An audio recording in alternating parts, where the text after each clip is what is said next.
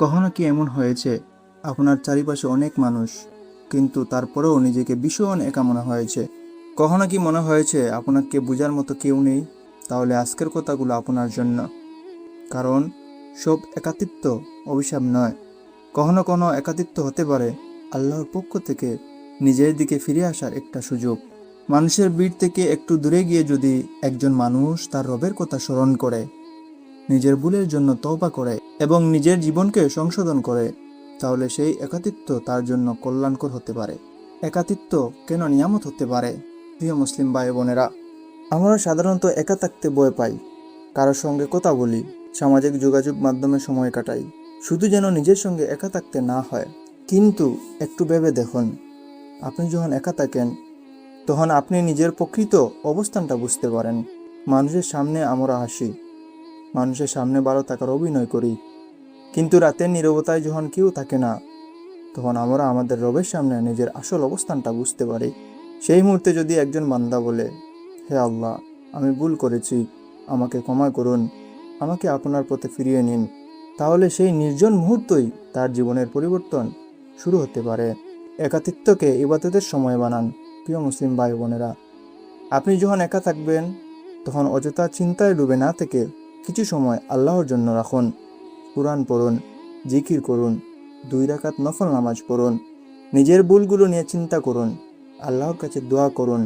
কারণ মানুষের কাছ থেকে দূরে থাকা মানেই সবার থেকে বিচ্ছিন্ন হয়ে যাওয়া নয়, বরং কখনো কখনো মানুষের কোলাহল থেকে একটু দূরে গিয়ে আল্লাহর সঙ্গে সম্পর্কে আরও গভীর করা যায়। আল্লাহ বলেন, জেনে রাখো, আল্লাহর স্মরণেই অন্তঃসমূহ প্রশান্ত হয়। সূরা আর-রাদ। তাই মন যখন অস্থির হবে তখন শুধু মানুষের কাছে সমাধান খুঁজবেন না, আপনার রবের কাছে ফিরে যান। প্রিয় মুসলিম ভাই বোনেরা, একাকিত্বে মন খারাপ হলে কি করবেন? যদি একা থাকার কারণে আপনার মন খারাপ হয়, তাহলে নিজেকে শেষ মনে করবেন না।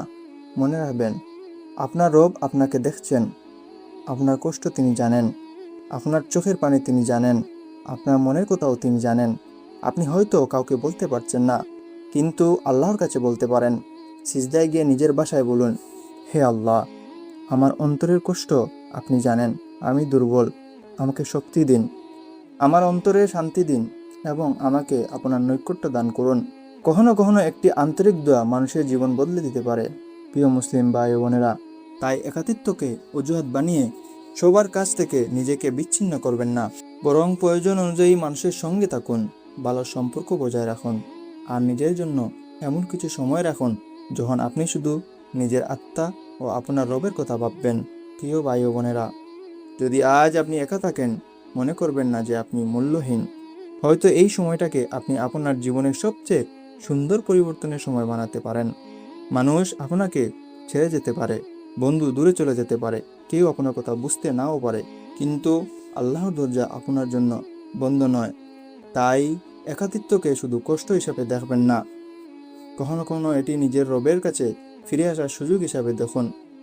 যদি কথাগুলো আপনার হৃদয়ে একটু হলেও নাড়া দিয়ে থাকে, তাহলে ভিডিওটি একজন প্রিয় মানুষের সঙ্গে শেয়ার করুন, হয়তো তারও আজ এই কথাগুলো শোনা প্রয়োজন। আরও এমন ইসলামিক ভিডিও পেতে চ্যানেলটি সাবস্ক্রাইব করে সাথেই থাকবেন। আজ এ পর্যন্তই। আল্লাহ আমাদের সবাইকে তার স্মরণে প্রশান্তি লাভ করার সঠিক পথে চলার তৌফিক দান করুন। আমিন। আসসালামু আলাইকুম ওয়া রাহমাতুল্লাহ।